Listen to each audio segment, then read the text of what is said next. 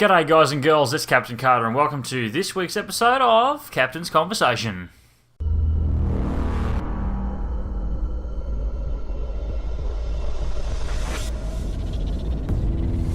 So in this week's episode of Captain's Conversation, guys, it's going to be a little bit longer than the last one. Well, it's going to be considerably longer than the last one. The first thing we're going to talk about this week is World of Warships, and more specifically, it's going to be ranked battles.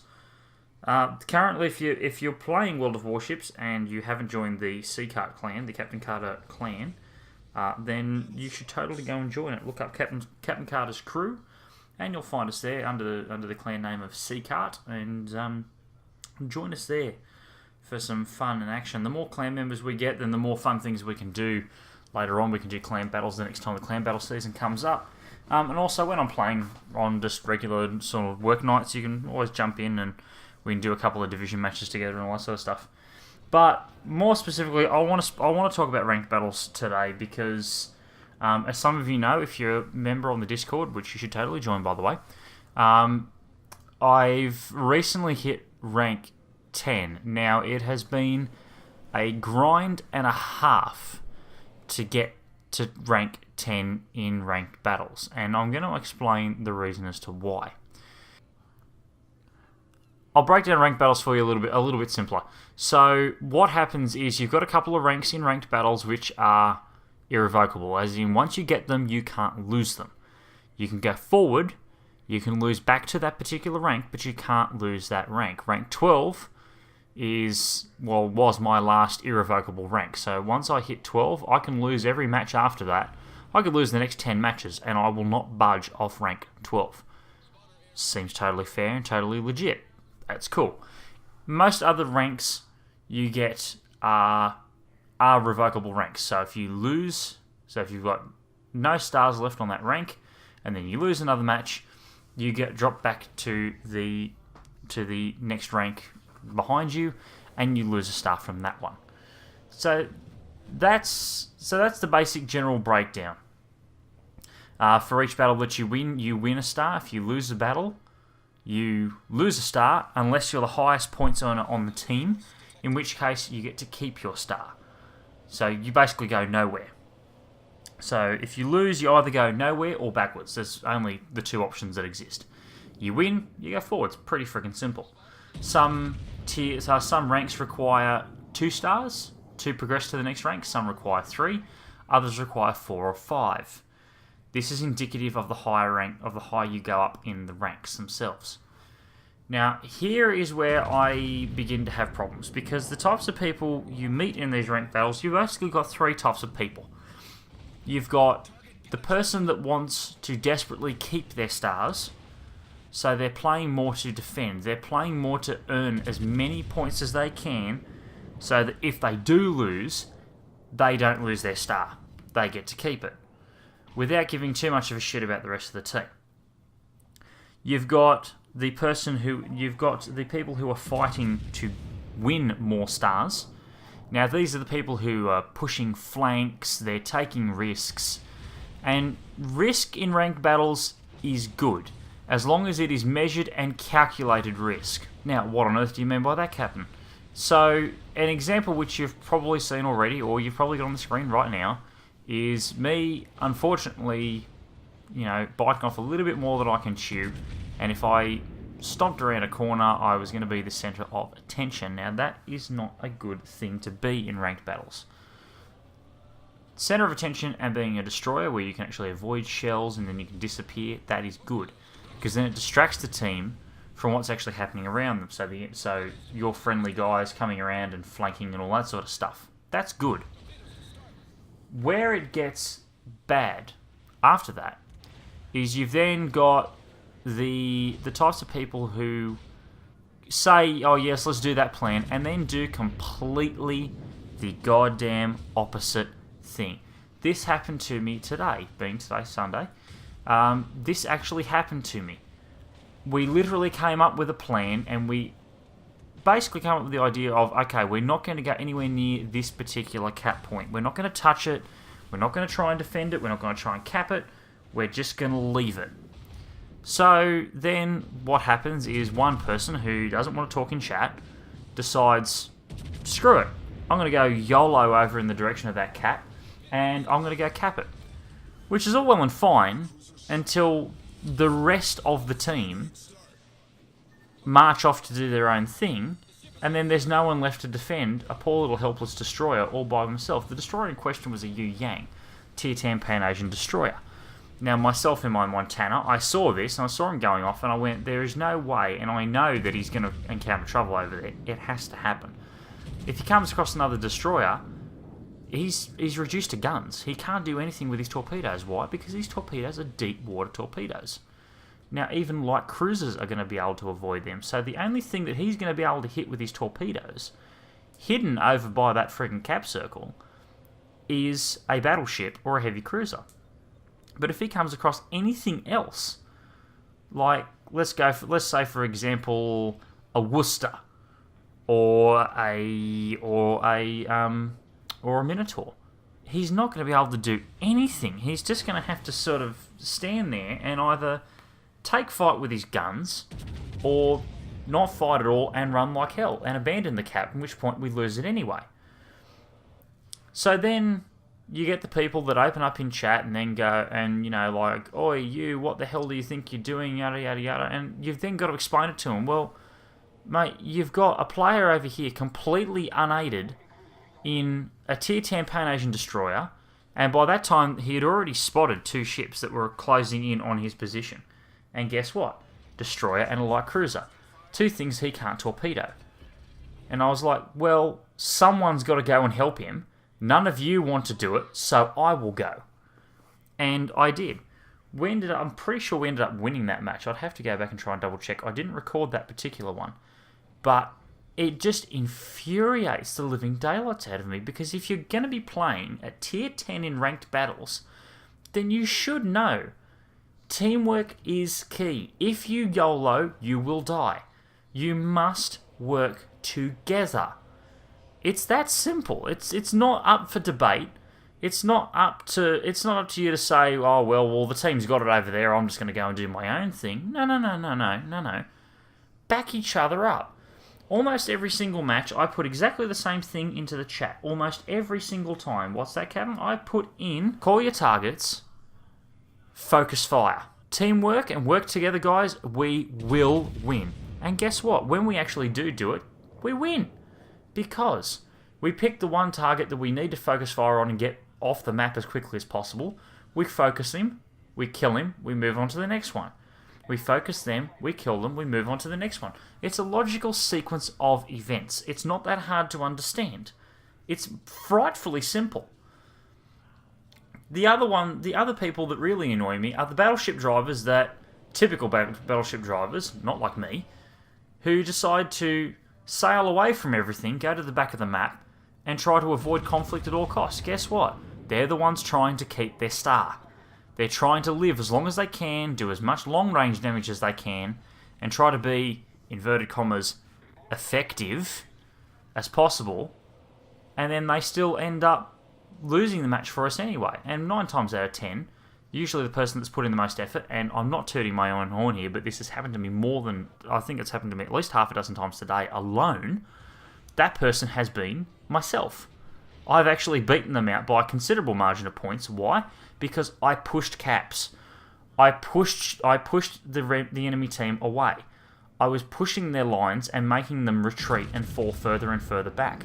When they start falling back, they start making mistakes. They start sailing broadside on. They start bloody carrying on in chat. Oh, this is unfair, yada, yada, yada.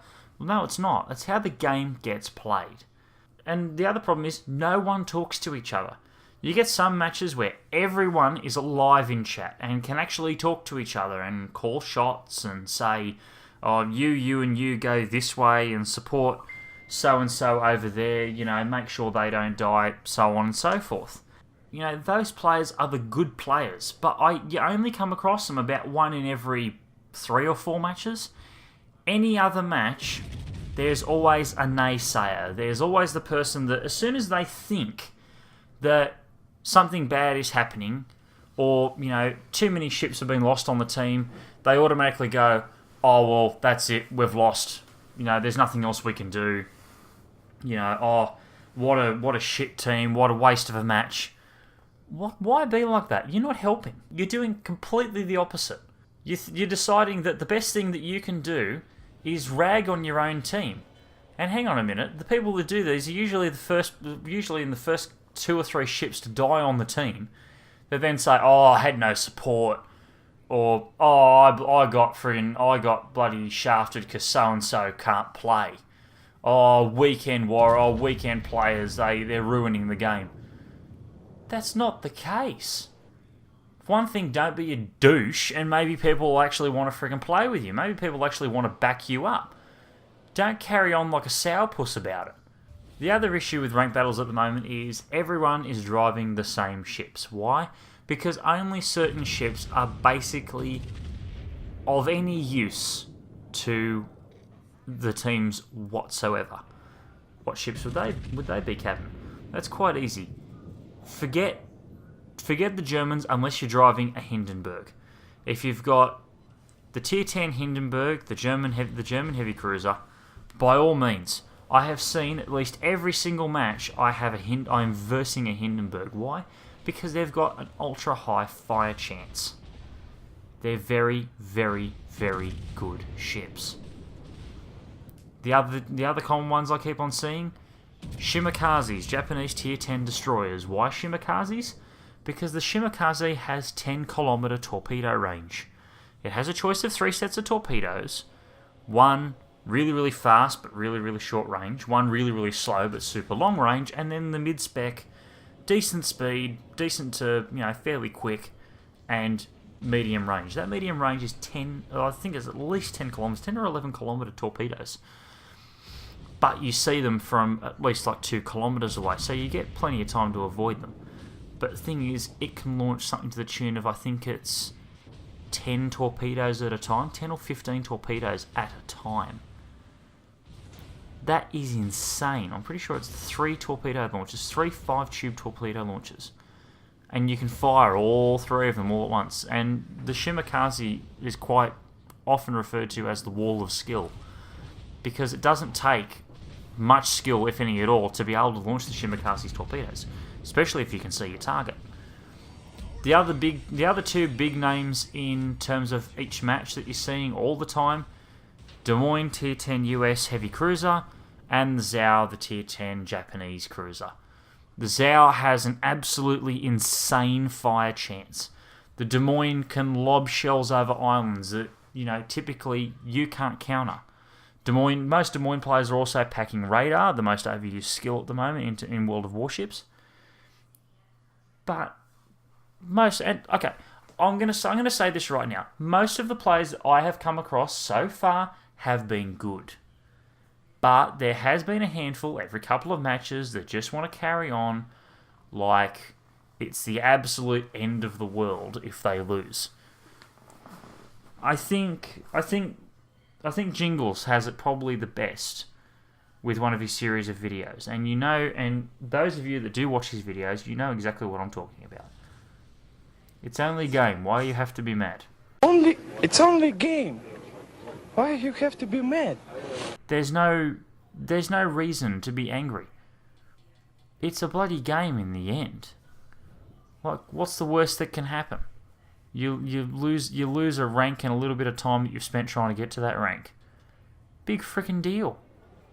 Play another match, see if you get a half decent team and win it back. Take it by force. Don't whinge and bitch about it in chat in every single match, because it's going to make you just appear like a douche, and every time someone sees you and they recognise your name, because that's the thing, they're going to recognise who you are, because they'll have seen your name before. Then they're going to be the ones that focus you, and then you're going to get wiped off the face of the planet, and then you're going to be like, oh, what was that for? What have I done? Well, I don't know. Let's see. Cried about every single match you've been in for the last 3 that I've seen you in. What do you expect? So it was a fairly good stream this morning. We were going to do a World of Warships stream this morning. Unfortunately, I pretty much checked out the people who were streaming, and there was not a great deal of point in me streaming World of Warships on a Sunday morning. Why? Why on earth, Captain? I'll tell you why on earth. 1, Squirrel was streaming. 600 plus viewers. 2, Notza, community contributor for Wargaming North America. He was also streaming. Femininely, North American office of Wargaming. She was streaming. 100 plus viewers. How in the hell is a small channel like mine supposed to get viewers when I can't compete with the bigger channels? I'm doing exactly the same thing that they're doing. I'm playing exactly the same game.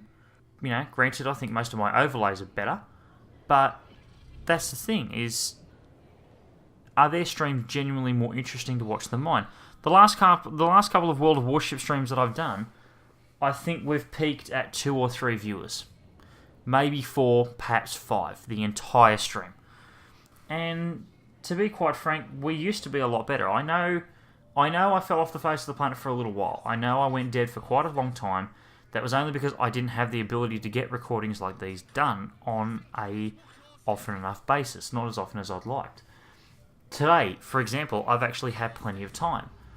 I streamed this morning, the wife went to work, so I spent the afternoon recording.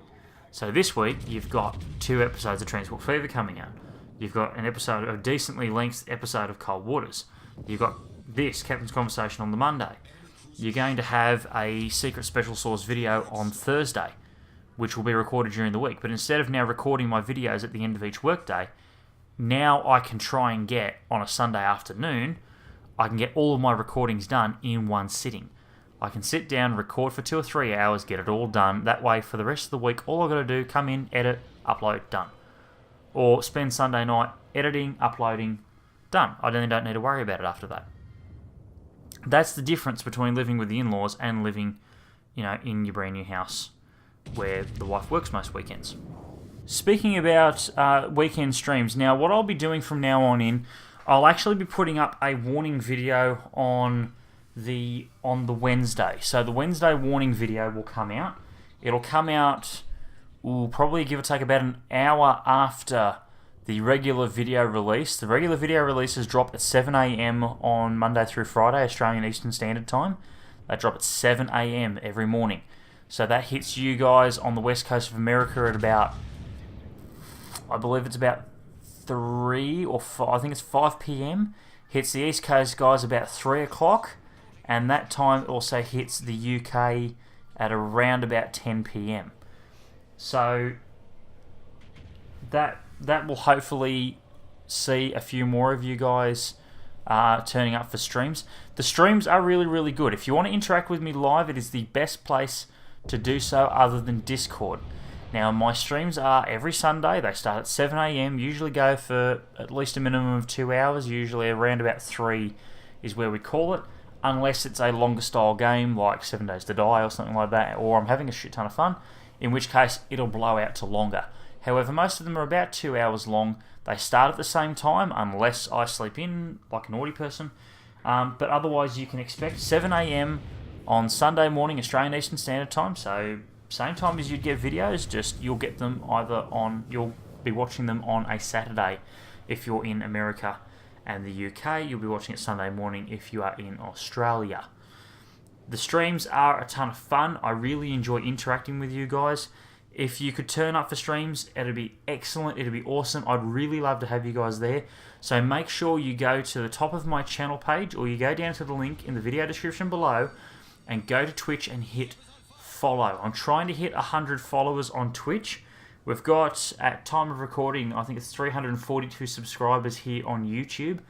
If a third of you went over and followed on Twitch, it would significantly raise the potential for our channel to be spotted by Twitch and by some well-known people, and we may actually be able to start doing some really, really fun things. Remember, I make these videos for you guys. I'm not doing this for my own benefit. I'm doing this for you. And I'm doing it because a lot of you say that what I do is really, really good. And those are the kind words that I really super appreciate from every single one of you. I love hearing positive and negative feedback about my videos. If you've got negative feedback, don't be afraid. I'm not going to bite. I'd rather you tell me. Why? Because then I can improve and I can make the experience better for you as a viewer. So the upcoming series that I got coming up for you guys, I still don't want to tell you anything about it. I'm still waiting on the Colonel to get back with me with some stuff for me to play around with. But I can absolutely assure you, it is going to be an absolute riot. This will more than likely push us up in terms of search rankings fairly well. I'm liking the idea so far. I'm just waiting to get the footage so I can start doing some recording with it, and it should turn out, if it's anything like what's going through my head right now, it is going to be fan-flippin-tastic, and you guys are going to love it. It is going to be the video that you're going to want to share with your friends and go, you know what, dudes, check this out, this guy's cool.